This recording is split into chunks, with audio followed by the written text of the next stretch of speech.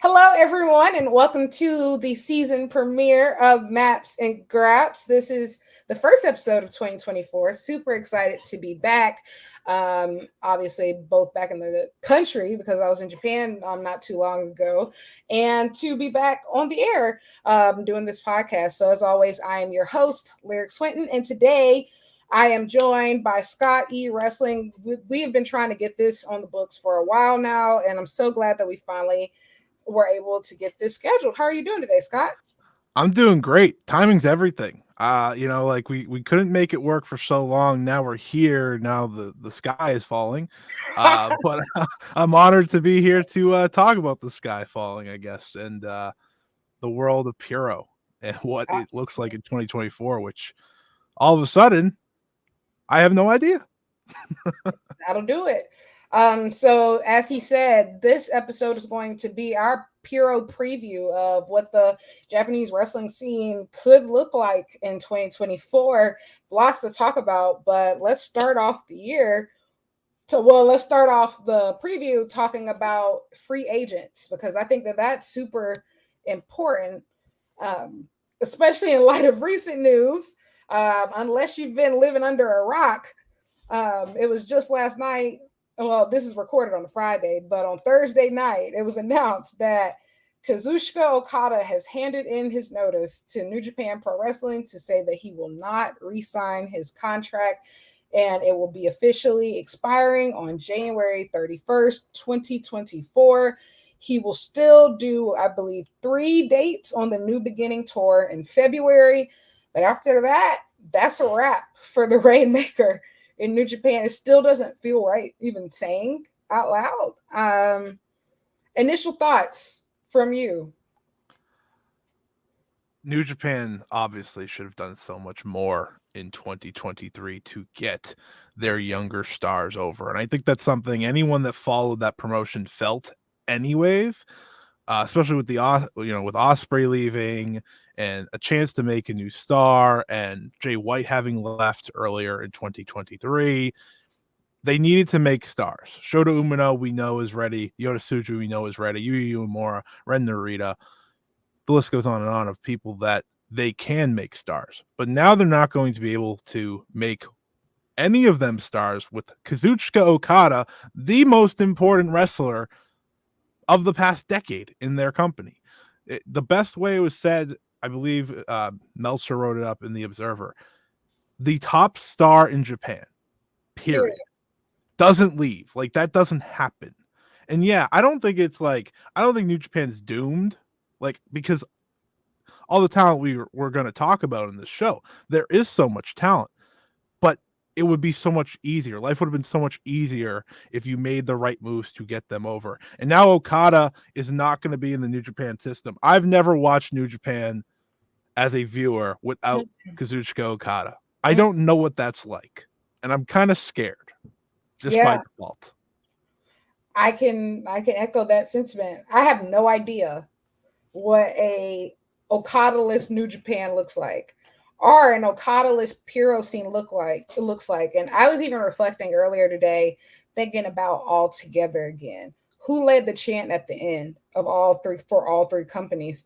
Okada. Like, think about Wrestle Kingdom last year, which was in honor of Antonio Inoki, who, brought everybody together at the end. Okada, like this is a this is a cultural shift. And I don't think we yes, we've seen the top star in a company, even Puro companies Yeah. leave, but we've never seen them go west. Like, we've seen people hop, to another Japanese company, like, Mhm. when All Japan, Noah, New Japan were all still fairly, like, equally footed and competitive. We've seen that happen.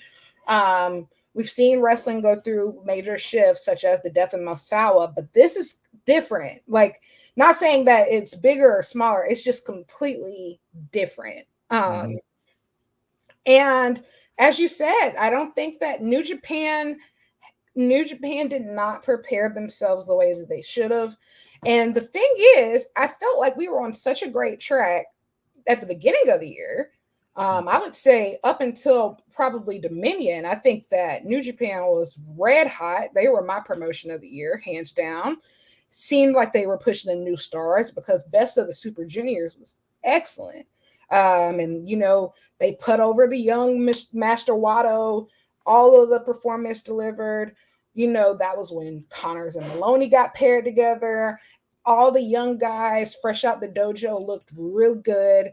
Kosei Fujita looked awesome, and he wasn't even like in the tournament. A lot of things were just coming together. It looked like everything was going to be fine. And then, the G1 blocks are announced. It was a bit big, but it still seemed promising from the talent pool. You had Kaito Kiyomiya spicing things up, Eddie Kingston coming in. There were some cool things happening here, some cool story, but then the actual G1 happens, and let's just be real, it was mostly a dud. Yes, Ospreay saves us at the end with a few classics, the Naito match, and Okada Naito, they do their thing. We get a few. Of course, Tomohiro Ishii is himself, and Eddie Kingston gets a few cool victories here and there, but the G1 doesn't really help just about anyone. 41-year-old. Only for him to end up in the tag team for the rest of the year. Exactly. Which he's been great at, by the way, which I think that they're doing great. But still, 41-year-old Naito wins. Naito's going to finish his story, apparently. Very emotional. And which was very emotional. Yeah. But we spend the entire post G1, almost all of New Japan programming is dominated by House of Torture in some way, form, or fashion. If that doesn't say a red hot end of the year, I don't know what does. Narita, that's where they place him. Yuya Uemura comes back. Really, we still don't have too much. We have, some tag matches happening, but they are still not facing none of the major guys. 2 matches of hope. Yes. Yota Tsuji versus Will Ospreay. Absolutely. Shota Umino versus Will Ospreay. And I will say it, and I said it then, and I'm definitely going to say it now. Shota Umino should have won that match. 100%. And I was just about to get to that. The only 2 bright lights of hope are then, and then in November of, what was that? November 18th, Full Gear, AEW goes ahead and jumps in front of the gun and announces that Will Ospreay is signed. Don't get me wrong, Will Ospreay is still part of New Japan Pro Wrestling for the up until February, but let's not act like it didn't give away the results for just about almost every match that he had afterwards, except for obviously the Shota Umino match, because he didn't drop the title, even though the match was fantastic, of course. So that's the landscape that we're looking into. Okada, Ishii, and Tanahashi have been 6-man champions for a little over half the year, which they rocked, by the way. I will say this is the most entertaining trios titles in wrestling right now. Bar none. But this is what they were doing. Okada hasn't had singles matches with any of the young guys. Naito hasn't had singles matches with any of the young guys so far. None of the New Japan, the old faithfuls have had any matches with these young guys, but they were named somewhere along the way. They're named the Reiwa 3 Musketeers. So let's remind ourselves, who were the 3 Musketeers that came before them? Hiroshi Tanahashi, Shinsuke Nakamura, Katsuyori Shibata. And who were the 3 Musketeers that came before them? Shinya Hashimoto, Kaiji Muto, and Masahiro Chono. These are some big names. No push for these guys. Yota Tsuji just shines because he's him. He could dazzle. He could wear a paper bag. He could dazzle in a paper bag. Shota Umino, he's been off excursion the longest. So he has a developed a special connection, I think, emotional connection with the crowd, especially since the days with Mox. Kids love him. Absolutely. And he big gives fan. out the bracelets and the lights Mhm. and all of that jazz. Renderita, Yuya, they're not 100% there yet. But even so, it doesn't seem like the company is ready to push these guys. No. Here's my big problem. They're facing each other. How is that going to help them? I watched them face each other when they were young lions a million times. They should be facing each other for the top belts. That's what people want to be seeing, these guys face off. And my fear is now is that what is the move, right? Because when Shinsuke Nakamura and AJ Styles left, Kenny Omega was there to go to the main event, but he was Absolutely. already pretty proven before that. Fast forward down the line, when Kenny Omega and the Elite and Cody, everyone left, Jay White went on to become IWGP Heavyweight Champion very soon after. But the difference is Jay White was in a lot different position then that these guys are now. Don't get me wrong. I think you could push Suji and Shooter tomorrow and they'd be fine. Yeah. But they don't have big wins. Jay White had a big win already to his name. 100%. He beat Okada, right? And he was able to main event MSG, right? They had that trust in him, and they're not giving us any signs of that trust in these guys. And that's the biggest problem. I'm hoping that they see Okada being gone and they realize we have to pivot now, right? You have a New Japan Cup going on soon. You make one of them win. End of story. They face Naito. They can beat Naito as far as I'm concerned. Naito's reign was all about the one thing. He Absolutely. got the one thing. After the roll call, like, this is a wrap. We can wrap this shit up tomorrow. Like, he probably agrees. Absolutely. He knows that Naito knows his days are numbered because his body doesn't move like it used to. His vision is shit. He had the last surgery he could on the vision. That's the crazy part. Literally. So, like, we know that as it comes to his professional wrestling career, Naito's on borrowed time. And Tanahashi's been in decline for a while. And obviously now he's president, so who knows how long he's going to maintain as an active competitor. And you know what? One thing I've been going through his old autobiographical interviews lately, and one thing he always talks about is that he always said that he will retire. He was about to retire a while ago, but then COVID happened, and then he felt like New Japan needed him. And this feels like every time, like he feels like he's about to retire, something bad happens and the company needs him. So you have that. And then I will say, not even just that, you talked about Kenny Omega and Jay White. They have a huge foreigner problem as well. You don't have a top foreigner either. So you're missing your two big stars. Now you have some people that could easily slide into that spot. I would say Zack Sabre Jr. is number one. But this insistence on pushing David Finlay for what?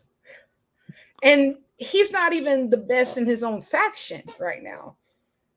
Gabe Kidd, I would say, is probably the only young guy who truly increased his stock in the G1 this past year. I think Gabe Kidd came out of the G1 looking like $1 million. Besides Hikuleo, of course. Yeah, the G1, and this is like what I just said with the four. They're all fighting each other. That's what they did in the G1.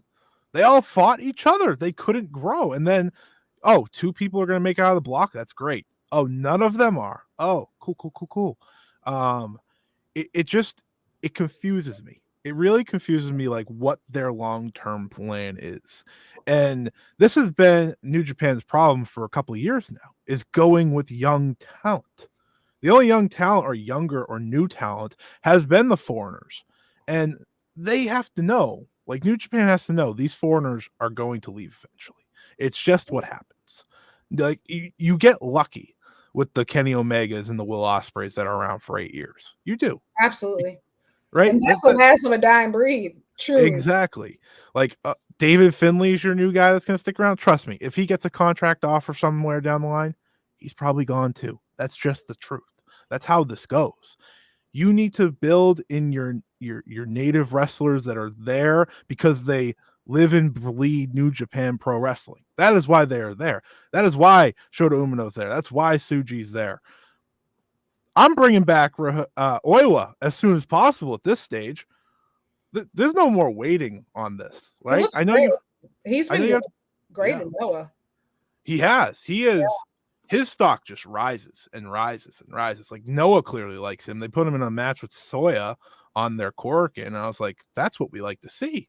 Those are the types of matches. No, I will say, a lot of the, and I will say, so it's interesting because I would say so many of the other PRO promotions, I think, are struggling with pushing younger talent. The only person, I would say, the only organization that's really not having that problem is All Japan.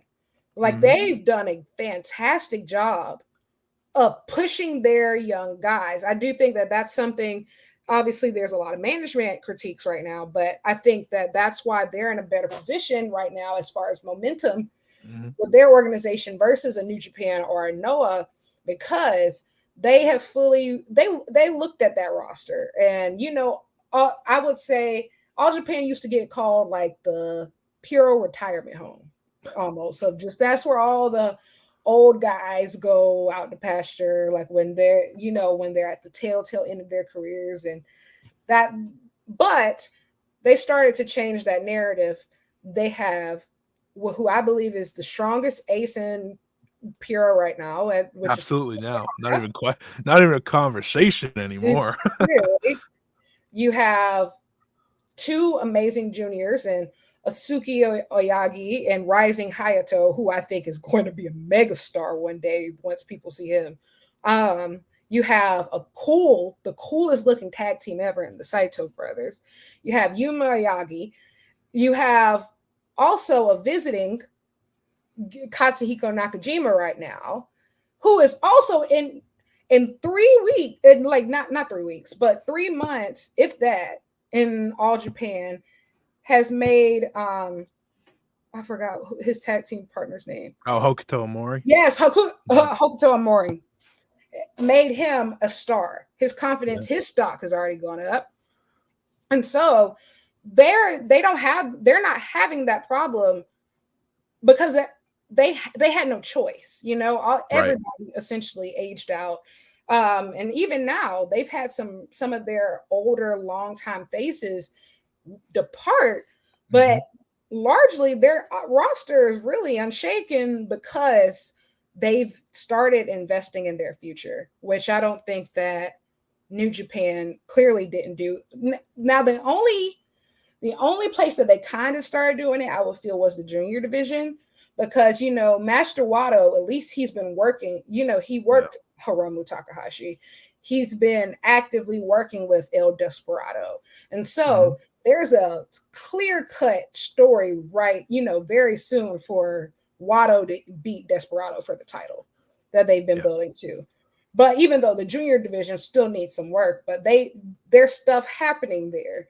Heavyweight division, not so much. The Never title is on somebody who's leaving. It's on somebody who's leaving.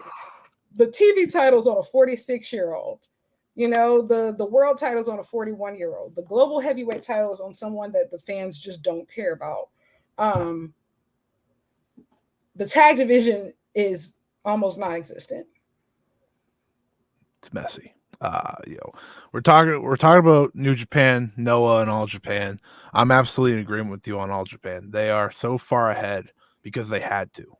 And maybe that's the one thing we can look forward to in New Japan. Absolutely. Because now they have to, right? They have no choice. Okada's gone, and Naito is someone that I think you have to have one of these young guys beat. That's the only way to get them higher. The Yota Tsuji Naito story, I feel, is right there. It's very right natural. for the picking. It's honestly been building since the day he debuted back.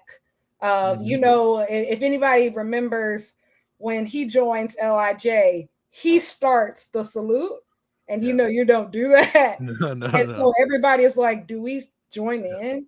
So it's always been that subtle looking to undermine Naito. Like you have guys like Shingo Takagi who can step in and be that veteran presence, get some of these young guys over, which I kind of hate because I wouldn't mind if somewhere in this, let Shingo hold the belt. I think that Shingo is one of those people who can really step up during this time. Yeah, absolutely. And he's proven that he's solid. My plan in my brain, I thought about this as soon as Okada left because I think everyone just kind of goes into hyperdrive, right? Like what makes sense now? Tsuji wins the New Japan Cup, wins the belt. Shota Umino wins the G1. That's your main event next year at Wrestle Kingdom. You put the two new guys in there. They won tournaments to get them there because that's the only way to get them there, though, because there's not enough guys for them to beat. And hopefully through the G1, they can beat those types of guys. I love Zack Sabre Jr. I think his stock just keeps going up and going up and going up. But there's always that fear that I have now that maybe one day he wants to leave, right? Like just with how this is all going. So, like, what do you do with him? Like, do you go with him as IWGP World Champion this year? I would, and the reason why I say this is because Zack Sabre Jr. has been vocal a lot. He fully bought into the system. Mm-hmm. He lived in Japan. He's turned down contracts from every American company, and they came. They came, especially after Wrestle Dream. They came, and he's consistently turned them down and asked for New Japan to give him the ball. And I think he's delivered. Think about how well he's melded with TMDK. Think about like what he did with that New Japan World TV belt. He made that belt, mean something to the point to where I think that I think his reign last year kind of got overshadowed by the fact that Orange Cassidy's first international title reign was so good. But looking back, that TV reign was historic. Yeah. Was absolutely anyone that picks that title reign as the best of 2023, I can't fight that at all. It was incredible. Every match was must see. That's an accomplishment. And if they were to go with him as world champion this year, that is giving the confidence to him that he's been looking for, right? He wants you to give him the ball. You just said it. He's been waiting for them to give him the ball. The most they've given him is the TV title, and look what he did. Yeah. Look what he did with a title that we were all like, okay, sure. That looks like a refrigerator. Yeah, it's an ugly belt. It's a really and he made it look cool. He did. He did. I love TMDK. I think everyone in that group is like very invested in making this work. And I just hope that they're willing to go with him. And then one other thing I have thought about with Okada leaving, and I know he doesn't want to do it, but leaning on Hiromu as a potential heavyweight option in these tournaments moving forward feels necessary. I don't think you have a choice but to bring him up. Like a couple, obviously the title's on El Desperado, but these are kind of the only guys who have that popularity to keep the fans' attention right now. And that, like, even going to what you were saying about, like, I think in a perfect world, I would love for, I guess, Tsuji and Shota to main event at Wrestle Kingdom next year, but I don't think that they'll be ready to pack that house. And the thing is, at the end of the day, New Japan already isn't they're already broke. The last thing you need is an undersold house dome for, Wrestle Kingdom. Now, a Shingo Takagi versus Yota Tsuji LIJ story at Wrestle Kingdom, I think sounds pretty great because, you have the automatic story there. You have the history there. You have the young Yota Tsuji. You have the talented Shingo who can have this incredible reign, who can have a historic reign if you let him. And he also has the name recognition to be able to, I would say, pull fans in. Yeah. Because I feel like right now this formula that we have with Wrestle Kingdom is we have a domestic main event and we have a foreign main event.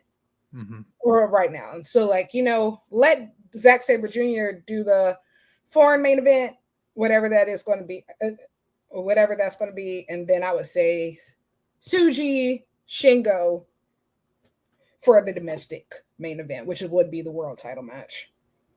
And I think that no one would have a problem with that. Mhm. It's going to be interesting, like how they plan to pack the dome next year, especially because it's on a weekend, and there's already been emphasis on what they think or hope they can do with that. But with no Okada, just it's so scary. But one other thing I think that New Japan will consider is But looking I was going to into say, depending on where Okada lands, do you really not have Okada on at least Wrestle Kingdom? Like at right. the bare minimum, that might be the only time where you're guaranteed to get them. That might be your chance to give one of your young guys a win over him. that, but again, we got to wait and see on that Gotta wait because and see. I'm mostly confident he's AEW, but Yeah. those guys in Connecticut, you never know. You You just never literally know. never know. But we've already talked about the free agent elephant in the room as in Okada, but I think that there's another very interesting free agent to talk about in Katsuhiko Nakajima, um, who was the current Triple Crown champion in All Japan. And I believe that he has increased his stock more in the past 4 months than he probably has in the past year that he was in Noah.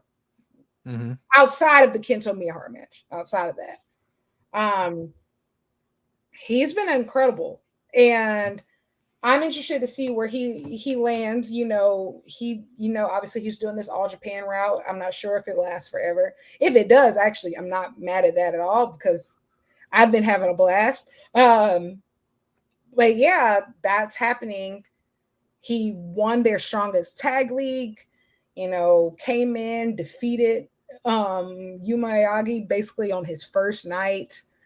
They didn't tell the rest of the roster, I guess. And so there's also some management issues there with All Japan. But that's one thing that somebody had said on Twitter. I forgot who it was, but New Japan has not been going after these Japanese free agents like as vigorously. With as much as they've been bringing Kaito Kiyomiya in, you got to wonder, have any conversations been had? I know that he's loyal to Noah, but I will say he seems to be such more of a natural fit with this young core. And Mm-hmm. the fact that he has world title experience, that's something that these guys don't have. And I think that he could be, obviously he won't be Okada, but he could be a mega star. He Yeah. could be a mega star. And like obviously he's supposed to be the ace of Noah, but it seems like Noah doesn't know what to do with him. Mm-hmm. And the only time he's had any direction over the past year is in relation to New Japan. Yeah. Kaito was in the hottest feud of Japanese pro wrestling last year, besides Kento and Nakajima, and that was kind of broken up. At least Yeah, we had a full feud with the Okada Kaito stuff. Everything felt must see. Everything felt like this is the biggest thing going on. It was getting worldwide attention, and that's in part because of Kaito Kiyomiya. I think if he's ever willing to go to New Japan Pro Wrestling, you're guaranteeing him a big spot. You're guaranteeing him everything. Because listen, his G1, you want to talk about G1s last year that did not do anyone any favors. Kaito Kiyomiya, while I thought maybe he was the best performer I in agree. the opening, or especially the opening rounds, once you get to the semifinals and stuff, that changed. But in those opening rounds, there was no one better, I thought, than He was Kiyomiya. running circles around the New Japan young guys. He was, and his feud with Gabe Kidd that's kind of come out of nowhere. That feels so natural. It's like, oh, you know what? That could probably main event the New Japan show Yeah, very, very soon because there is actual heat there. There's interest in there. You go get him if you can, especially now. Listen, no Okada, you freed up a lot of money. That uh, is the uh, reality here. you can probably get him and Nakajima at the same time. And Nakajima is such an interesting one for them now. This guy that is impersonating Antonio Noki? Inoki, you can't tell me you don't bring him in and that instantly creates waves for a company that, again, is looking to create waves. And he's doing it so well. He's doing a fantastic job. I'm not. This would be for the distant future. I'm not sure where he's going. I'm not sure anything about that. But some news broke that Antonio Inoki's grandson is currently training with Shibata to debut as a pro wrestler. Yeah, that's a big one. That's that'll do it. And listen, Antonio Inoki's grandson doesn't train to be a mid-carder, guys. Not in New Japan Pro Wrestling. No, not at all. Not, and you're not trained by Shibata to be a nobody. No, when I read that, I was like, oh, that's big. That like you said, you're not just Antonio Inoki's grandson to be a guy. No. That Inoki name still has a lot of meaning behind it. And if New Japan Pro Wrestling ever needed, a big name to make people comfortable, that'll do it. That'll do it. I'm not, like I said, I have no idea if he's good. I have no idea about anything. But, one thing about wrestling, name matters. Names matter. Mm-hmm. I'm trying to think of anybody else who's a free agent. So much is right now, like in the weeds. Obviously, a lot of the War Dogs, their contracts are up. I expect all of them to resign this year. Yeah. But I think that's also a thing with New Japan too. Right now, they've been signing foreigners and just about everybody to these 1-year deals. Clearly, that needs to shift. And it's so disruptive to the ecosystem right now. These 1-year deals, they're not cutting it, and they're not doing it for anybody. It's a tough tradition in Japan, not just New Japan, that they do need to change with these 1-year deals. Some people sign long-term deals, but these international talents, these lower card guys, those are the ones that aren't, and that's how they're able to leave. The other free agent, and this isn't really for New Japan, but I guess this is more for Noah because it looks like this might be the destination. All Japan booker Shuji Ishikawa looks like he's heading to Noah, and that's a great get for them. Big news, because I will say Noah has lacked direction. I will say what you want about Shuji Ishikawa. He booked his ass off in 2023. I have All Japan, I think, was my promotion of the year, because I think that if you going into All Together again, if you had told me that by the end of the year, All Japan would be the strongest and had the most momentum out of the 3 organizations, I would not have believed you. I would not have believed you by a landslide. But I think about how they came in everybody's stuff and they showed out. The Muto Last Love show, all with Kento reigniting the feud with Nakajima. They took advantage of every single opportunity. That 6-man tag at All Together again.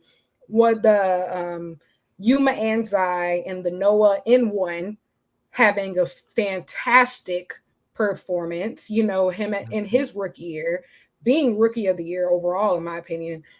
Then you have the Noah One Night Dream show with Nakajima, Kento.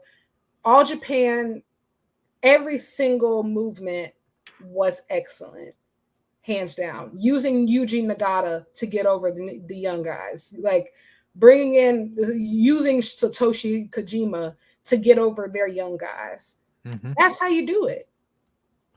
Absolutely, and that a lot of that credit goes to Ishikawa, who not only do I think could still go in the ring, and for a Noah company that I think needs a little more star or main event power, right? Because you lost Nakajima. You can't replace Nakajima that easily. But if they're bringing him in for more than just the Limit Break show, and they're bringing him in to be a guy for this company, I'd like to think that in time he could work his way up to maybe helping them in booking, because Noah needs it.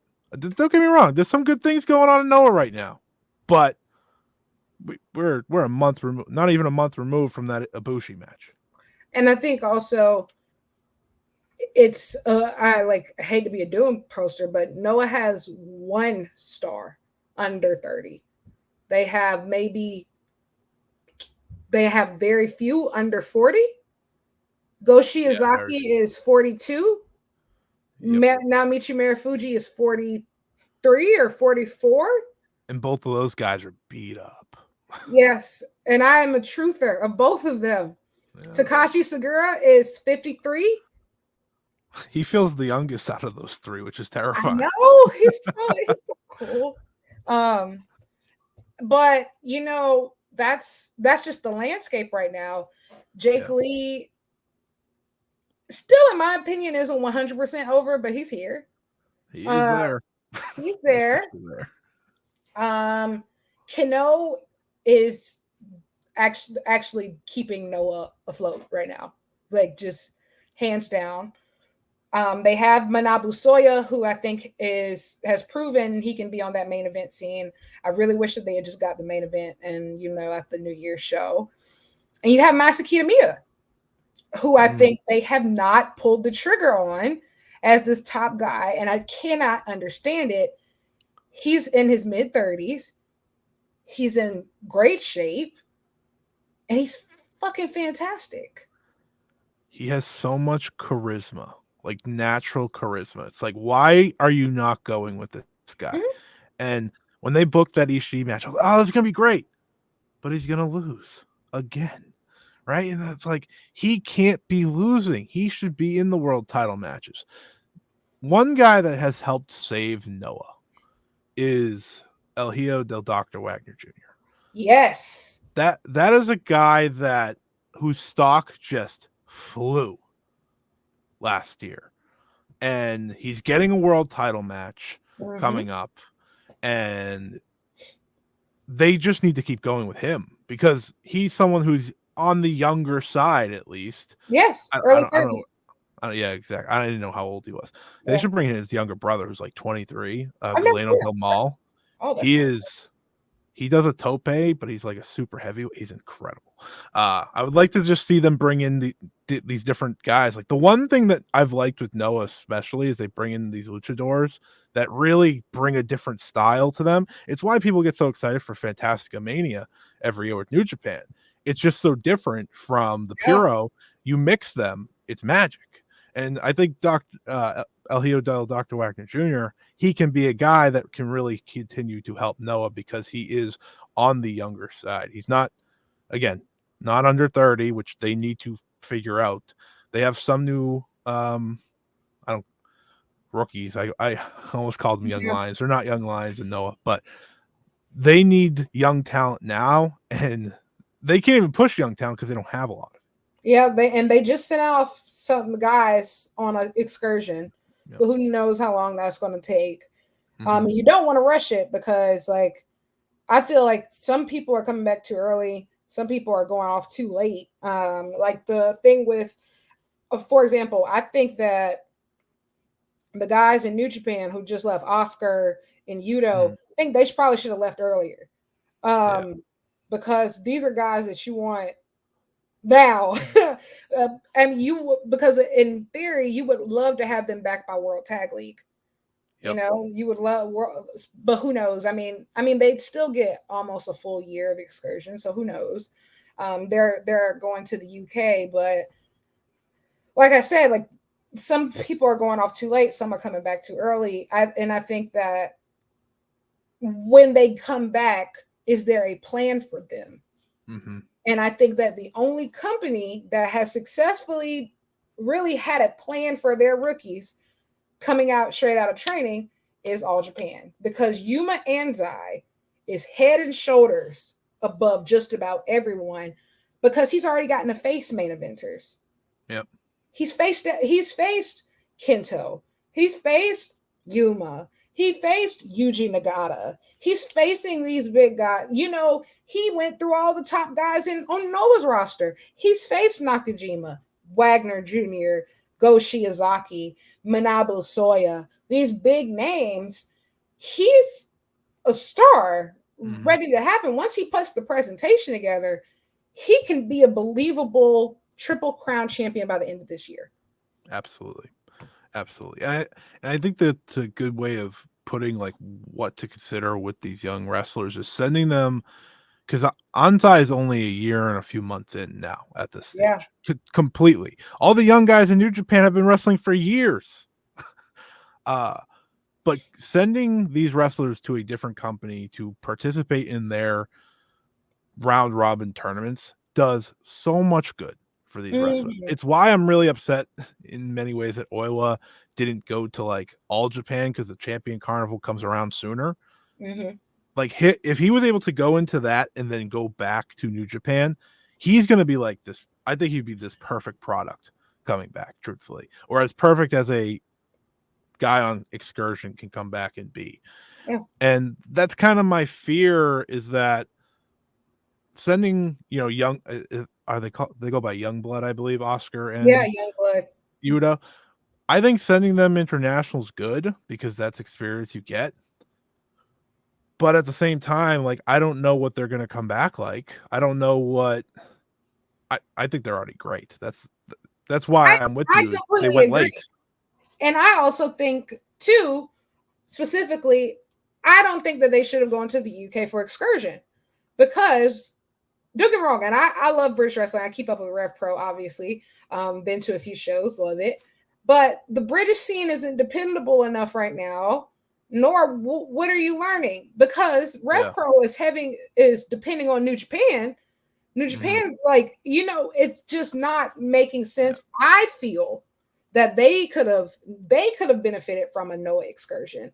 I would have loved to see Nakashima specifically working with a guy like Masakita Miya, working with a guy like Manabu Soya, because outside of Tomohiro Ishii, and they don't have a lot of those big guys in New Japan. Yes, you have Hanare, you have Great Khan, but they don't have he needs to be around people where he can learn how to utilize his size, and Absolutely. become that type of guy. And I feel like Noah had those type of people in a Manabu Soya and in a Masakita Miya. And also Oscar's just huge. Like, I don't know where you send him. I mean, I think he would have probably done well in Noah too. Like, help Mhm. him, like, polish his style a bit more. But I don't think that an international excursion is for everybody. No. Some people can benefit from it. Like, you see, Yota Tsuji goes to Mexico and he comes back this amazing fusion wrestler. Yeah. Um, so it can help, Mhm. some people. And Shota went to the UK, but he was also working with Osprey, right? He did not come back okay from the UK. Took him Yeah. a long time to be the guy that I think a lot of people knew he could be, but Mhm. it took time. The one good thing I'll say about the UK run is that Oscar's going to be in the 16 karat gold tournament Yes, in Germany. that's going to be That's pretty great. good. That's great. That's good. Like that, I want these guys in tournaments. Like Yes. wrestle the most important matches possible. And but I am with you. Like Bolton Oleg, I want him to be in Noah or All Japan because I think that's where he's going to learn best. Go wrestle Suwama in All I Japan. was just about to say, put him with Suwama. He literally needs to go to All Japan. Put him with Suwama. I was literally about to say that. Yeah. Feels too perfect. Like Yeah. that's what I want to see because I think Oleg's going to be a star. He's still very green, but that's the point of this. That's why he's a young lion. Like they put him in there with Zach, and I was like, okay, this guy's gonna be it. Yeah, he has this very unique vibe to him. And that's also like for a young lion to get a title shot like that. That's a big honor. That means that they really trust him and that and his talent. Um, I have a lot of faith in these new guys, Yeah. and Nakashima and Oscar too. Like, I was really happy that I was actually got to be in the building for like their send away match because Mhm. the fans already love them and they're already Yeah, they so do. attached to them. Like, even though they're young lions, I feel like they have so much personality already, and like you feel Mhm. like you already know them. And so it's going to be fun watching them like flesh out and like keeping them together right now. I think is a great call. But yeah, so as far as when it comes to young talent right now, I think that this is where I think that this is where the Japanese organization should get creative. You know, like you just put together this 9 organization group that is supposed to be, you know, all about the preservation of Japanese wrestling. And I'm not gonna lie, losing Kazuchika Okada is not just New Japan's problem, it's everybody's problem, in my opinion, for Japanese wrestling. And I think that this is a time where you get your people together and you say like, hey, think about how well All Together Again did. Think about how well all the collaborations last year for the Muto Last Love show went. One Night Dream, the Muda Bye Bye. And I think, you know, people, you know, they've already started talent sharing a bit. I think you put all your young guys in the tournament. Like, why not at this point? The young guy tournament? I don't know what they call it, but a 30 and under, you know, maybe a 30 and under tournament or a rising star tournament or, you know, an Inoki Cup. Who knows? Like an Inoki Baba Masawa Cup. An Inoki Baba Masawa Cup, you know, a Founders Cup. Oh, that's a good. There we go. That's Founders Cup.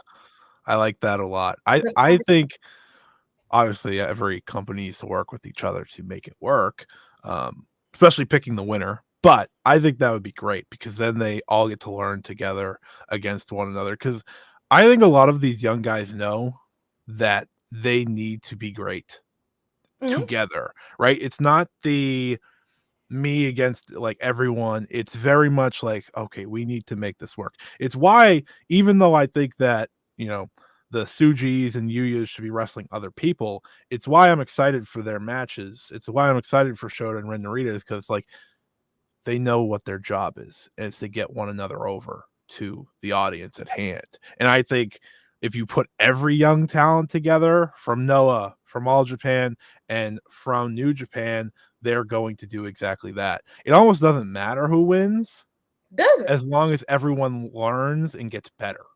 And also, you're trying to save Japanese wrestling, and you're also trying to teach showmanship. Yep.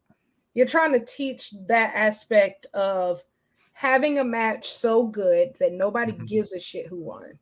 Like, you know, that's you know, and that only comes with, you know, time and experience of when you can get to the point to where it doesn't matter who wins, that's when you know that you got something. Absolutely. And it's about learning how to be big match wrestlers, how to be, you know, that sophisticated, like have that presence, how they carry themselves. That's what's important, I think, right now. And I think that that's what's missing. Of we need stars who can take up space, where the sound of their name speaks for itself. And I think that right now, like, you know, everybody has a decent talent pool, and 9 times out of 10, maybe they're already thinking about something. And I think we've gotten kind of close to it in some of these tournaments, but just throw them all together, because at this point, their collective success is the only thing that matters. Like, working together, everybody is going to win eventually. And so I think that it could be cool. And I mean, also think about some of the other fringe organizations outside of the big 3. You know, you have DDT, who's, I think, doing pretty well. They've already always really known their lane. Like, DDT knows who they are. They've never tried to be All Japan, even though they've been doing a lot of collaboration with All Japan lately, but they're not trying to be Noah. They're not trying to be New Japan. Then you have Dragon Gate, who I think is on the up and up. Yeah, they have a lot of young talent. A lot of young talent. So I've been hearing probably the most positive things about them just to kick off this year out of any other. Dragon Gate fans are so good at getting their brand out there, right? You hear about it. Like, I don't always see it, but I try to tune in. And I think, you know, with the idea of these people working together, because they made the I forget what it's called, UJPW, the United Japan Pro Wrestling scenario. Like, if you were to do a tournament like that with the outside company as well, you're creating potential stories to come back to between all of these companies that the fans want to see. It's all about creating interest. It's all about making these guys better, but also creating interest in them. And if you can get the Dragon Gate involvement, the DDT involvement, the Big Japan involvement, I'll just keep going down the list here until, Well, it's like, they did say that there was a big planned event that they were yes. all supposed to be hosting together in May. And this also came around the Tanahashi announcement. And so like I feel like maybe this was the Puro scene preparing for, some of these big losses, because maybe this is essentially all together again on crack. Because I do think something has to happen. You need to reinsure confidence that everything's fine, even if it's not. You need somebody to go out there and say that everything's fine. Because let's just be honest, between All Japan, Noah, and New Japan, since January 1st, all hell has broken loose. Has not stopped. It's just something new every day with these companies, right? First it was Kota Ibushi, then it was Charlie Dempsey wrestling on All Japan, Yeah. and all these All Japan wrestlers leaving, and Tamatonga saying goodbye, and now Okada saying I'm out of here. And the Okada one, obviously, no one planned because their New Japan doesn't change cards. They had to change cards because of it. But it's about calming down everything and everyone, and just sitting back and be like, all right, this is what we got here. This is what we're going to do. This is why you want to invest in us. And the thing with New Japan is they've had losses. They've had losses. All Japan lost Jake Lee. And while I am not a big Jake Lee fan in any way, shape, or form, that was a big loss at the time. But what did they do? Like you said earlier, they got behind Yuma Anzai and Yuma Aoyagi and Atsuki Aoyagi and Rising Hayato and all these young guys, because that's what you got to do. So I'm hopeful. I am hopeful that New Japan knows to do that, that Tanahashi knows to do that, whoever's making the calls.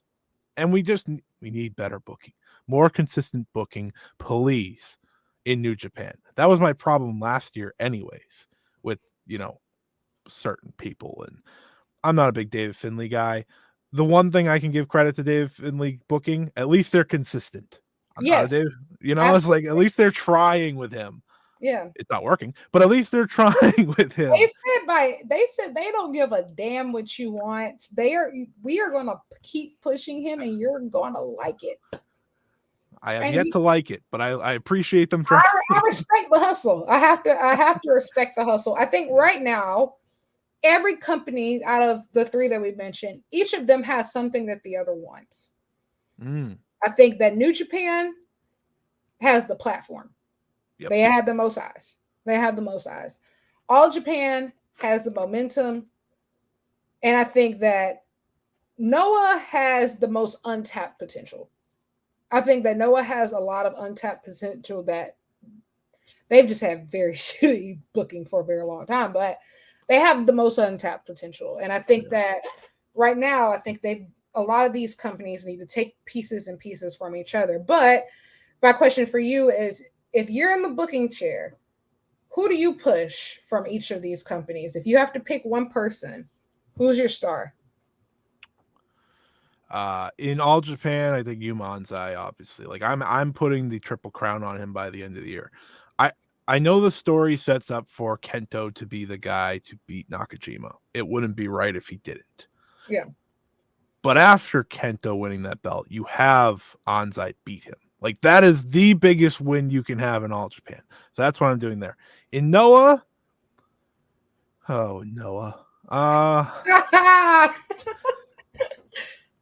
is it bad for me to just say, like, remember how great Kaito Kiyomiya is? Like, I feel like that's a reasonable ask for a company in their situation, because Kaito Kiyomiya hasn't felt like he's mattered since losing to Jake Lee. And that was almost a year ago. Yeah. In the Noah world, if Kaito's cheating because he's a former world champion, then it's tough. It's very tough just to think about, like, thinking about their card off the top of my head and who they have. But I'm going Masaki to me. He's not young. He's not young, He's young enough. but he's also never been given the chance to show what he can do. Yeah, I mean, he's what, 30, 34, if that. Like, 34, I think, which he's is very young for Noah. very, fairly young. Yeah, for Noah, he is. That's Like, fantastic. this is his prime now. Go with Yes. him, right? Like, push him up the card. If he beat Kano, that'd be great, but they haven't given me any idea that he would even be close to beating Kano. So just like, I don't know, have him fight him. That's good enough for me at this moment. You know, hey, I think 9 times out of 10, Kano does end up beating El Hijo del Dr. Wagner Jr., but there's not too many opponents left. He's already gone through Go Shiozaki. He's already gone through the Manabu Soya. I don't think that Marufuji gets back in the title picture anytime soon. Doing Jake Lee again. Yeah, and so, you know, Kaito and Jake Lee have their own thing coming up. And speaking of potential dream matches and crossovers, there's some very interesting dream matches that are happening very, very soon. You have Kaito Kiyomiya versus Yuma Anzai is coming up. Yes. Which is a bit of all Japan Noah action. Then you have Yuma Oyagi versus Konosuke Takeshita coming up.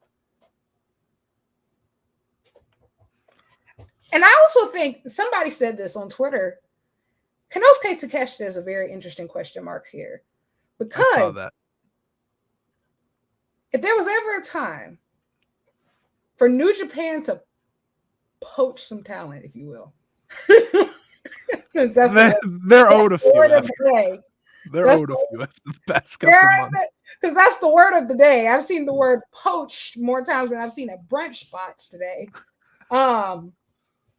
But if they ever wanted to poach back, yeah, I think Konosuke Takeshita is perfect. Screams main eventer. Screams main eventer. And he's already ready. Yeah. Name recognition, credibility. He beat Kenny Omega twice. Mm-hmm. You know, anything that you could want. I think even if you don't, I do think that you would need him all the time, but yeah, I don't know when his contract is up. But I do think that would be a very interesting time to have him. I mean, even if Takeshita went on a Nakajima-esque excursion in New Japan, I think it could do wonders for just excitement, just getting fans excited again. If he has interest in returning to Japan once his contract is up, if you're New Japan, you're sending him, you're backing the Brinks truck up, you're giving him your bank accounts. Here, take it all, because literally he is someone that walks in with credibility from AEW, walks in with the Kenny Omega wins, and walks in as a ready-made superstar that has succeeded in Japan. Right? Mm-hmm. I know DDT's smaller than New Japan, obviously, but he has multiple top title reigns with them. Absolutely. And I think his time with AEW has given him the chance to just grow even more. And if they're trying to replace someone or replace an Okada-like figure, I don't think you can get an instant outside guy better than Takeshita to fit that role. Nobody better. And he's young as hell. He is young as hell. It's crazy how young he is. He's incredibly young. I think that if the opportunity becomes available, that's your guy. Yeah. If you're Takeshita, you're looking at what's happening, right? AEW signs Ospreay. They already have all this talent. You know, you have Swerve, you have Hangman, you have possibly Okada, right? You still have the Moxleys, and you look at all that, it's like this is a road that I don't know if I can break through yet. Yeah. If I go to New Japan for a couple of years and get even bigger and want to then come back to America, it's like, oh, then you're going to have to treat me in that realm. Because unfortunately, Takeshita has been lost in the shuffle despite having a story over 100%. The past year. And I think this is, again, dreaming maybe, because I don't know how long his contract is, but he is someone that has kind of teased interest in New Japan, and I know it's tough because he would leave DDT altogether, but he's so ready to make that big step. And we saw it with AEW. If he were to go to New Japan, if his contract were up, they wouldn't hesitate. I'm pretty confident. Absolutely. And I also think I think that's a ready-made Tokyo Dome headliner. Mm-hmm. Easily. Him and Tsuji. My God! I would cry. I can't afford to go to Japan every year, but I will do it. I will fucking do it. I will do it. Just imagine. My God. Oh, and I think here's the thing. He's so young to the point there's always going to be chances for him to go back to AEW. Absolutely. There's always going to be Forbidden Door. There's always going to be Wrestle Dream. There's always going to be these interpromotional opportunities.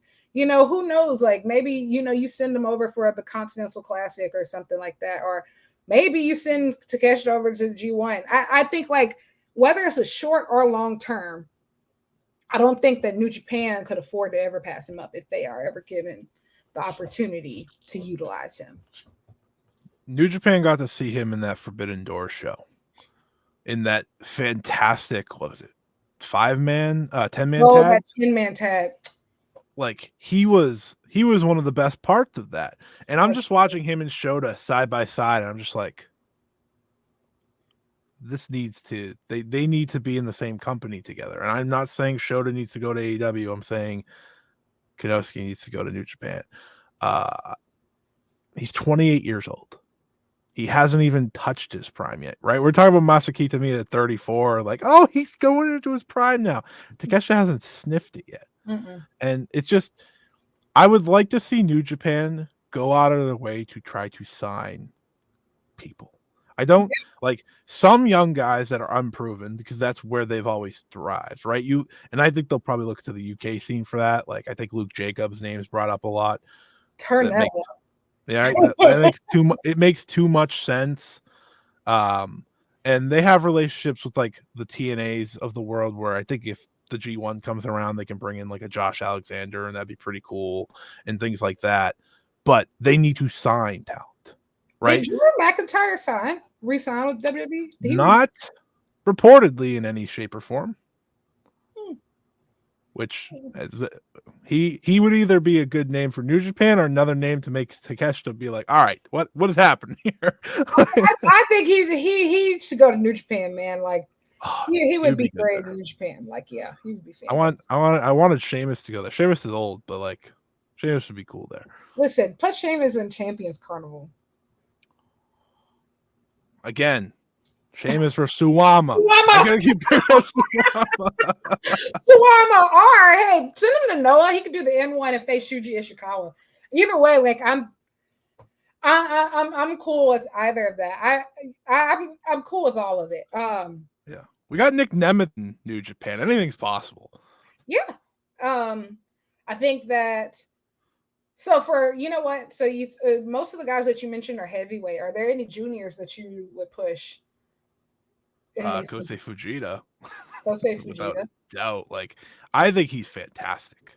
And his excursion essentially being like, all right, you're just going to go to TMDK. We're not even going to send you away. Like, that is so smart. I want them to do that more because he's so good. But, like, I think going with Wato is something they need to do. Like, Wato grew so much last year. And by the time that he was in that match against Hiromu, he deserved to be there. Yes. And I really thought he was going to win. I really did. And when Hiromu lost to Despy, I was like, okay, so that means we have to be going to Wato next. What's so exciting about the Best of Super Juniors, I think they're all so young. Can I get Kevin Knight back? I was just about to say that. Absolutely. What happened to Kevin Knight? I think that's your top foreigner. He's working TNA right now. I think that's what he's working. Good spot for now, but which is a good spot. Obviously, he'll probably be back for Best of the Super Juniors. But I think outside of the War Dogs, that's your foreigner. Like you have your heels. Yeah. But that should be your guy. And think about the progress that he made from Best of the Super Juniors to Super Junior Tag League was phenomenal. Working Impact over the summer, working Indies, like staying booked. He's been training over with Natty and TJ. Like he is one of those people that every time he comes on another tour in Japan, he looks 10 times better than he did at first, than he did before. Is it bold for me to say that he should take the Osprey route, do the junior stuff, then be a heavyweight? I I mean, just think, oh, absolutely. like, 100%. I think so. he does things that no one in New Japan does, right? And he's such a special talent. I just want him over in Japan more. That's what I want, because like TNA is fine when you're here, because Kushida, he has that relationship with him too, so that helps. But he needs to be over there more than just Best of the Super Juniors, more than just tag league. And I would love if this year in Best of Super Juniors, it wasn't just another growing period, it was a contending. Like, let him go. He's the guy that is staying with you. He's the guy to believe in. And you want to do that with someone like Connors as well, because he's grown a lot over the past year. But Kevin Knight feels like that one gem in New Japan that's like not always around, so you almost forget about him. But the moment he's there, you're like, oh my god, this guy's special. Speaking of guys to move up to heavyweight, Drilla Maloney. Yeah, he's a big dude. He's already huge. He's already huge. Yeah. Because he cut weight, because he was a heavyweight, but cut weight to be a junior heavyweight to, for faction purposes. But it's time to bulk back up. If that, I don't think that'll take too much. He's, like I said, he's huge, but I think he's just gonna like live. he's a heavyweight. He's fantastic, and he's fantastic. He's aggressive. He's believable. I think the War Dogs as a whole, though the guys are fantastic. Gabe Kidd, I think, is ready. I think El Fantasmo is a foreigner that's ready to step up. I think the way that the fans have embraced him ever since getting kicked out of Bullet Club, in addition to his performances, because I feel like his performances in the G1 and his story arc was really cool, because I felt like his story arc wasn't even really about winning. It was more so about making amends with all the people that, he either had beef with while he was in Bullet Club or wronged him, or it was very much so almost making amends type tour. And he had some of the most memorable performances in the entire G1, I would say. Osprey, Kenta, great stuff. He feels like he's going to be Tama Tonga's replacement in the placement of New Japan. He's going to be that guy that they go to, whether they need a never open weight challenger or champion, or they need a tag team champion. Like, I don't think it's on accident that he's part of the GOD now. Yeah. I think that's kind of the role they see him in. But if he has a strong G1 this year, you could see him get elevated to the next higher level. Like, I wouldn't be shocked if he's challenging for the world title by the end of the year. World title or global? Global. We'll go with global. Even though I've yet to figure out what the global is, seeing the history of that title is a three-way and Dolph Ziggler. But we'll see. We'll see. It's better. I guess it's better than the start of Tanahashi's reign. So we'll take that. So moving on to dream matches. What matches do you think could really help the scene this year? What do you think are the matches that need to happen, or you even want to happen in the scene? Oh, that's a good question. I need Kento Miyahara versus a New Japan wrestler. When you came up with this idea, it was Okada. But we move on from that. I act like that wasn't even my brain. But you put him against maybe a Shingo, because they're okay with Shingo losing, which annoys the crap out of me, but they're okay with Shingo losing. Mm-hmm. And Kento, like you said at the very beginning of this, he is the ace of these Puro promotions. Like, he is the top guy. Mm-hmm. And you put him against Shingo at this big all together again type show. I don't really know what it's going to be called, because it's every company that's part of that one group. But if you do a match like that, that's the type of dream match I want. Not only will I get to throw some 5 stars at it or whatever, but it just feels like the match that's like, this is why this is still the best wrestling in the world, right? Yeah. That is why people watch these companies. And it feels like that one makes a lot of sense. I completely agree. I was going to say exactly the same thing. I think that that's the match that needs to happen. I think that's the type of match that will soothe some fears right now. That Puro is alive and well. I also think that this is the time to reinvigorate tag team wrestling across the board. I think the Saito brothers. I think they're the future. I think that they're the present. They remind me so much of the old school Stan Hansen, Bruiser Brody type tag teams. Like they have the look, they have the way that they command a crowd. They remind you of those old school pure greats. And They're I think nasty. exactly. And I think sometimes a little bit of nostalgia isn't a bad thing because, they're completely them. They're doing something completely different, coming out in the leather jackets to Dream Warriors. The only thing is, are the other companies ready to build tag teams that are ready for them? I don't really see the other companies aren't really putting together teams anymore. Bishamon is holding the tag division together, by the skin of their teeth. I call them the San Antonio Spurs of, tag team wrestling. They're old faithfuls, It's a good comparison. Yeah, they're old faithful. You can't do it yet because they're not back, but somewhere down the line. Blood. Yes. Yes. Oh, that's that good. feels so good. natural. That's so good. Yeah, You could do Kaito and Oiwa against them. That's a good one. I think All Japan and Noah are doing some stuff together, but I'm not sure if that's the match. Oh, it's not the match.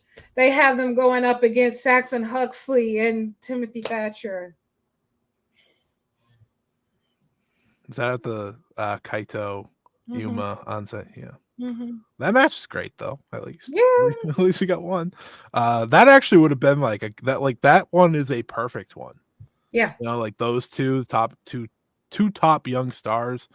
Another one I think I would do maybe, take it down a little bit because I think tag team wrestling is great, but you're so right. It's like we don't have that many options everywhere else. I think unfortunately, whole teams need to be rebuilt.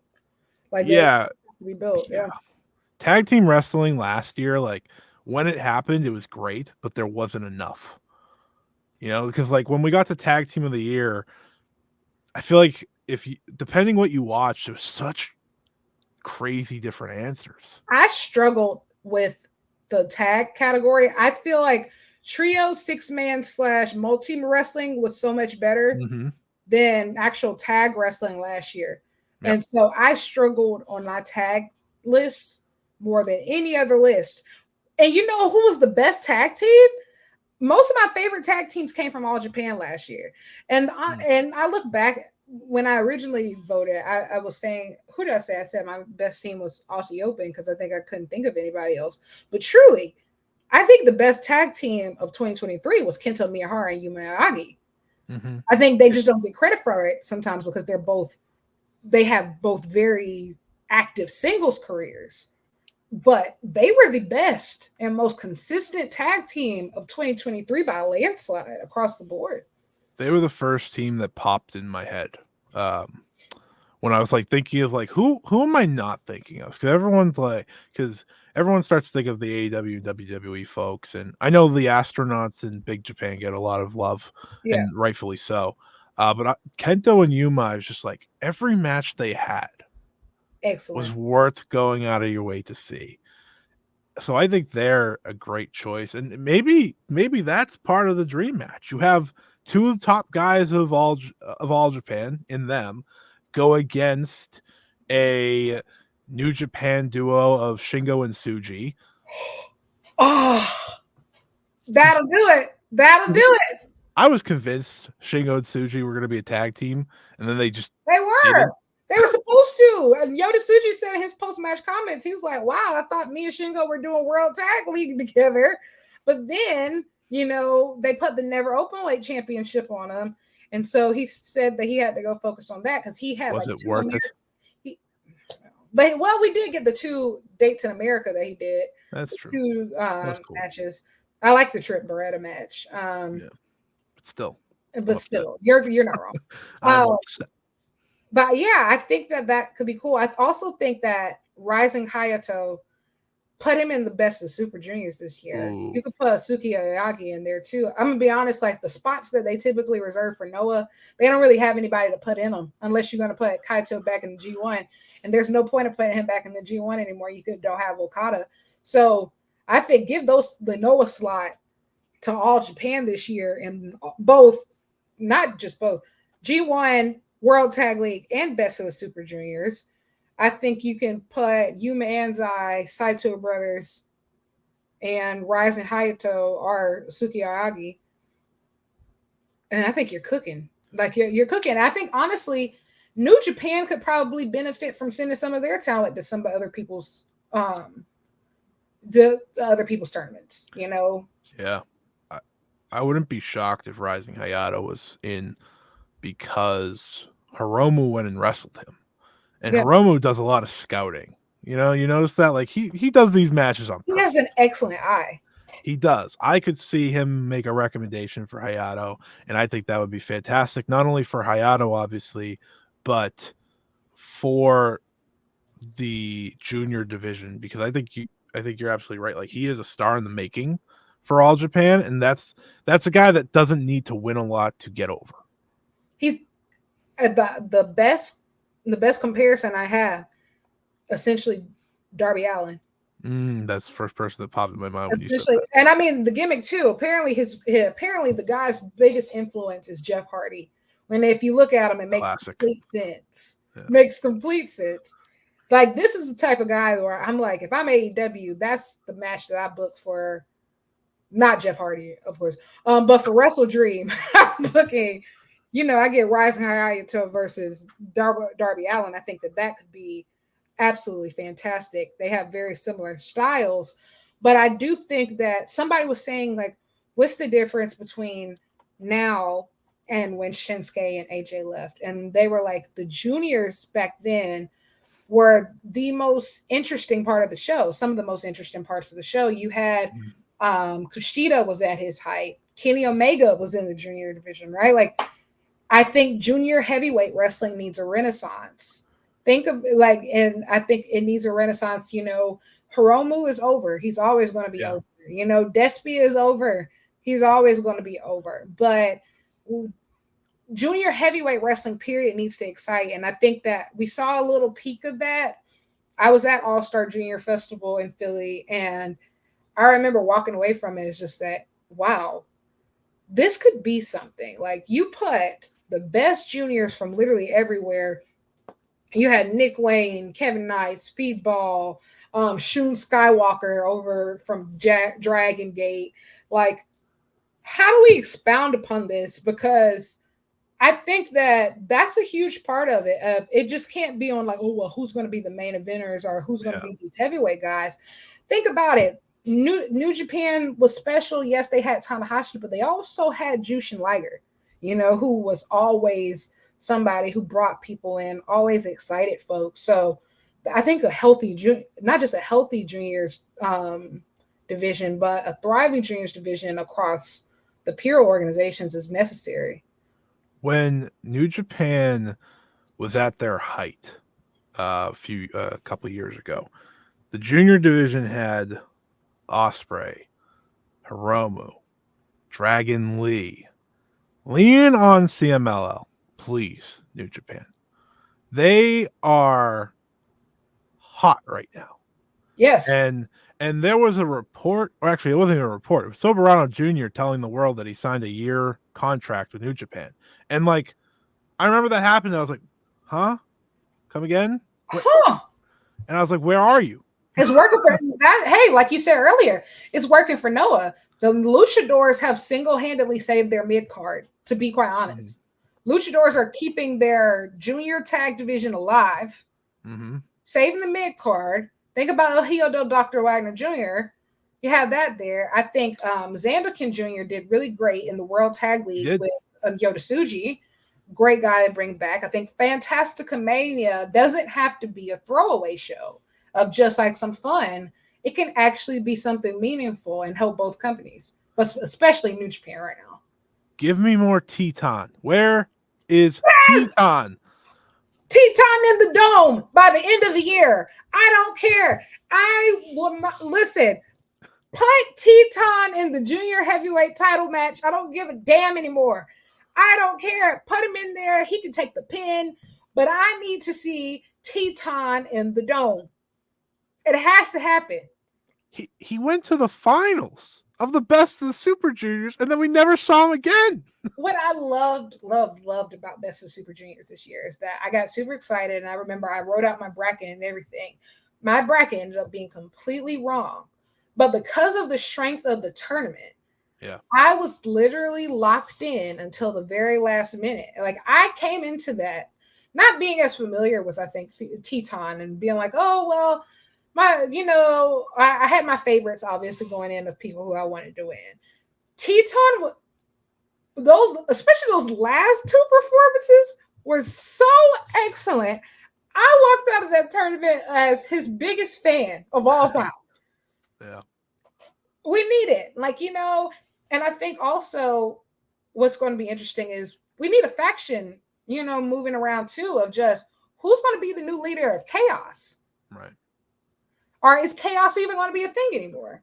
I have thought about that. It almost feels right that they get rid of Chaos. It's just because what is Chaos without Okada? Chaos without Nakamura was weird enough. Yeah. Without Okada, it's not a thing to me. They already don't have much identity as a group, like they don't really do anything together. They just happen to be together when they do Road 2 shows. Exactly. Like that's literally it. They don't even have where they're merged or anything. I think it's also time to start, but somebody I think on Twitter was talking about maybe put Shota Umino as the leader of Chaos, which I mean, I guess you can do. Is Shota ready to lead? Yeah, I'm not sure because I'm not. I think he's still fleshing out who he is. Like I think he's still finding himself. I thought about him in a leader spot, and then I said I think they want him to be more like Tanahashi and just free flowing. Yeah. So it's hard to put him in there. For me, it's like okay, they're gonna add a new faction, most likely, if they get rid of Chaos, or they're gonna have a new leader. Who from another group makes sense for that? Because if Umino is the Tanahashi figure of I don't need a faction, I just kind of team up with Team New Japan or whoever you put me with, say Kojima, and they put the poor guy with all these random people. With the old guys. they always put him with Hanman. I'm like, man, what are they supposed to do? But if you're going to make a new group or make a new leader, and we know what happened to United Empire, they're probably ending. That's two new groups. Yeah. 3. Who would you give leadership to in New Japan right now? Goto-gun. Listen, I will say stable leadership, maybe Hiroki Goto needs to be the person. I don't know, but I don't know. I genuinely don't know right now, just because like everybody's already occupied unless somebody wants to split off from LIJ. Yeah, I was thinking Shingo. I would like that. I would like that a lot. I think having him break away from LIJ, because now you have Tsuji in that role as the number 2 heavyweight, it feels like. Yeah. It would have to be one of those two. And I don't know, I just feel like there's still more to marinate with Tsuji in LIJ. Shingo can leave and be his own guy. And I think also like that can make the tension between Naito and Tsuji so much better. Mm-hmm.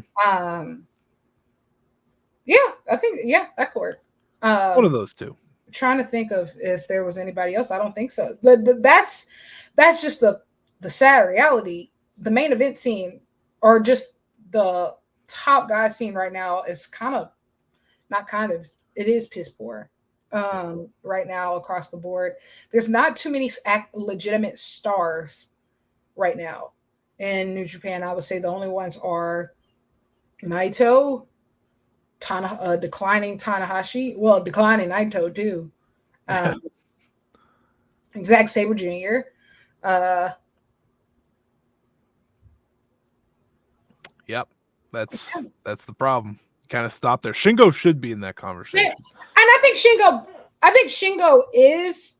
I think fans see him like that, but for some reason the front office doesn't. Like, he's the fans guy. Like, everybody loves him. Yeah. And like, if you ask any fan, they'll probably tell you, "Yeah, you can put the title on Shingo tomorrow," and I would be totally fine. But for some reason, it's not clicking with the office, which is insane. Not even a little. Not even a little. I mean, yeah, out of all the guys that are actually in the company, that's noteworthy because you love to bring Kaito Kiyomiya in and run his own little group that wears green, because that's about to be a freed up color. Because every group has like these different like shades, and you have House of Black, House of Torture, not House of Black, not House of Black. I think that You know what? though That Brody King in New Japan I is sick. forgot that was happening because I forgot that they're definitely running some type of House of Torture invasion angle, and I don't think it's done in Noah, and so I wouldn't count out a Noah invasion in New Japan. I wouldn't count that out because I forgot that was happening. Yes, that I want House of Torture compromised to a permanent end. You know what's funny about House of Torture? I think they would be so over as baby faces if they ever turn them. Seriously? I do, because I think people want to like Evil like long term, because he was very beloved when he was in Lij, and that's natural. That's Lij. Yeah. But I do think that they would cheer for them because they sell a lot of merch, which is absolutely crazy to me. They I don't they would have to get rid of Dick Togo. That's a big part of it, and Yes. Yutro, and probably a whole new group. All right, maybe I'm just meaning Evil. Yeah, Because Evil before House of Torture was really good. Like, he was a really good heavyweight, like the never kind of guy. And they need a lot of changes in New Japan. House of Torture is one of them. There's many. And I just don't see how House of Torture works when there's guys not super over to put over. Does that make sense? Right? Like, is Shota Umino going to come out of this feeling bigger than he was? or worse. Exactly. We know Because how Ren Narita. there's been several times where I've genuinely felt like somebody has come out of one of these matches looking terrible, just even worse than they already were. It's worrisome. It's worrisome. Like, I am someone that like I just kind of like hand wave House of Torture because like it's been going on forever. Um, but like Show used to be great. Yes. Like, in the ring, he used to be great. And it's like that's what I mean is like not necessarily the group as baby faces, but like you just new characters. Same thing with Yoshinobu Kanemaru. Like, Oh he yeah, was the junior ace of Noah. he had a great He match with was, Romu last year. he was the guy. Yeah. He was the guy as far as junior heavyweight wrestling. Like, I don't know. I'm such a House of Torture hater now to the point to where I'm not gonna lie. I skip just about almost every single match they had in World Tag League. If they are closing a show, like what was that show that Evil versus Sonata was the headliner? Yeah, I turned the TV off like right before it. I Like had a lot of viewers on whatever channel it was. I remember that going viral. yeah, I don't understand it. Even when I was in Japan and when I needed a bathroom break, I said, "Oh, I can just wait till this House of Torture match." And Yeah. the thing is, I couldn't escape them because I had to see House of Torture 3 times. They were at the Noah show, they were at Wrestle Kingdom, and they were at New Year Dash. I couldn't get free. Yeah.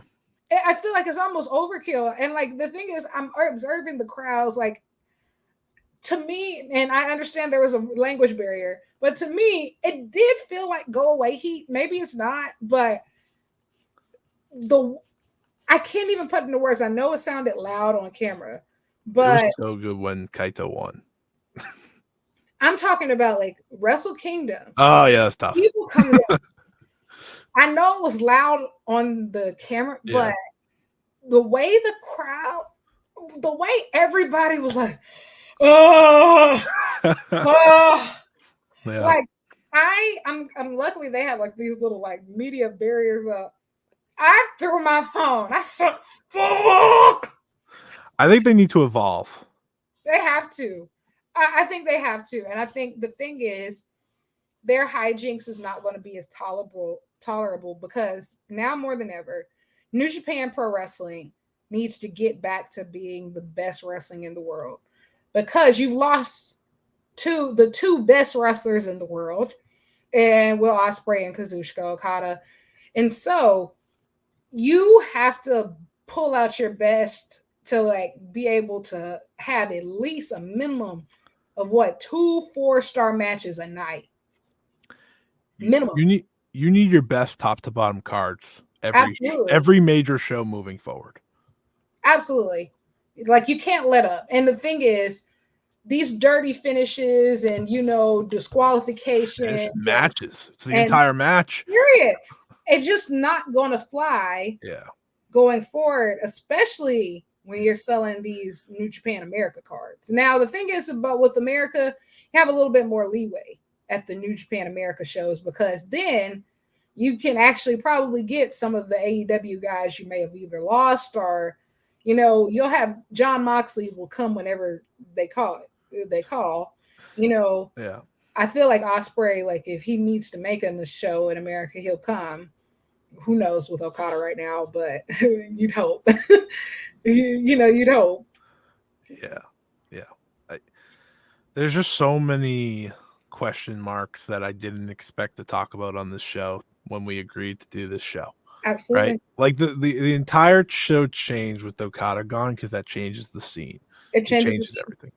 And with New Japan, they need to put their best foot forward every single show they have, the best they can moving forward. Because you're trying to get people in the seats. We're talking about the House of Torture stuff. You can't count on the evil Hiromu match from the New Japan Cup from 2 years ago to always happen. It's not magically going to always work like that, sadly. So you need everyone to evolve. You need House of Torture to evolve. You need Bullet Club to continue evolving. They need to stop getting DQ'd. It's time for those guys to wrestle and win if you're going to use them, right? Like, you talk so highly of Gabe Kidd, he needs to start winning. Yeah. Like that is a big part of this. And I think that he's a great contender for that never belt. You want that to be the BMF belt, the tough guy belt, put him in there. I would love that title to return to its original form. Yes. Like I thought we were, heading on that path when Shingo won it. I felt like we were, we were really on that path. But yeah, I think that should be, his first piece of gold in New Japan that never built. Yep. I think that he can really take that there. I think the New Japan world title should go on. I'd put it on Fujita. I don't know, like 15-minute time limit. I think he carried it so many times for Zack Sabre Jr. to the point where he teased. I feel like he teased it enough, and Fujita's already got it, man. He's one of the rare young lions who already knows exactly who he is. He's in the faction. He found his look. He's an incredible performer. I don't see why you wait. At least with a belt like that, like it's 15 a minute time limits. Like you're not asking him to have like a 30-minute epic, right? But before Okada, said goodbye, I thought they were gonna have like a Tsuji or Uemura beat Tanahashi for that belt. but now they can't because like they need to be higher than the TV World Title, whatever it's called. Mhm. So I think Fujita's a great choice because it's like, okay, well, he's a junior, but he's great, and that's a way to get him over very quickly with these 15-minute sprints that he's just going all out on. I would love to see that. Ultimately, what this entire conversation has been is put over these young guys because this is the future of Puro. You're seeing it in All Japan. You're not seeing it in Noah. And New Japan, all the young guys we're talking about are in New Japan. They just got to push them. Absolutely. Which I don't know if they're going to, but they have Well, to. they don't have a choice at this point because there's No. nobody there. There's nobody, even with Okada. Let's just think like They had we to saw anyway.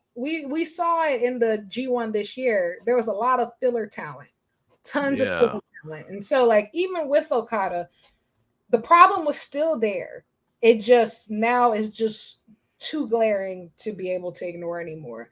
And you said like what you said with All Japan not having that problem, but one thing that All Japan, I think that I guess my final words on them would be they're doing so well. Get this management shit under control. Like you don't want that. I think that's what's been dominating the headlines, and like that's never a good thing. We talk about it a lot of times here in the US with like how vocal should a president or a leader be, but I think they've been a good example of how all of their press recently and Rising Hayato has been talking a lot about that, about, don't focus on the president, focus on us, of the talent is actively advocating for they don't want the management to be the focus, especially when they're doing like such great stuff right now.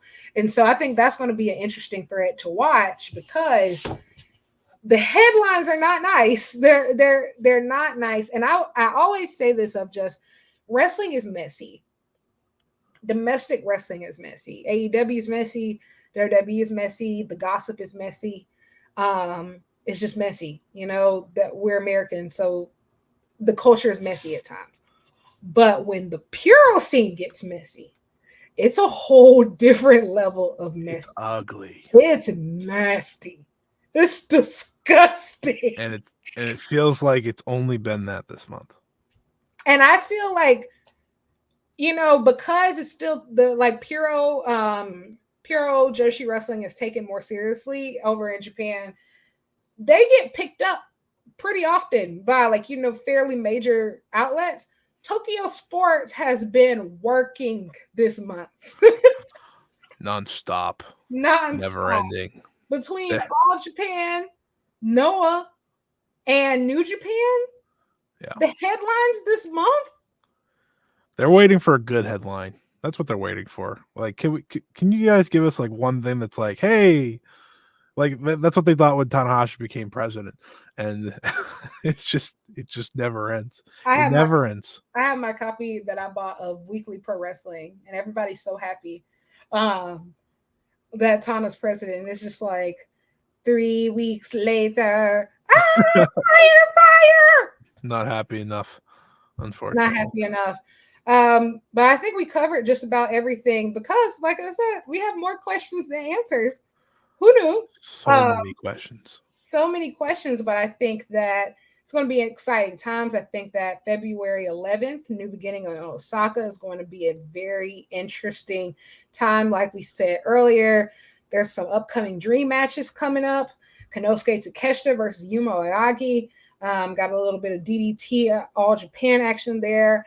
There's Kaito Kiyomiya, Yuma Anzai, and even though it's a domestic product, I think it's going to be interesting to watch. AEW Revolution, March 3rd, just went from must see to can't miss, in my opinion. There's a lot to be on the lookout for, both in men's and women's wrestling. So many moving parts.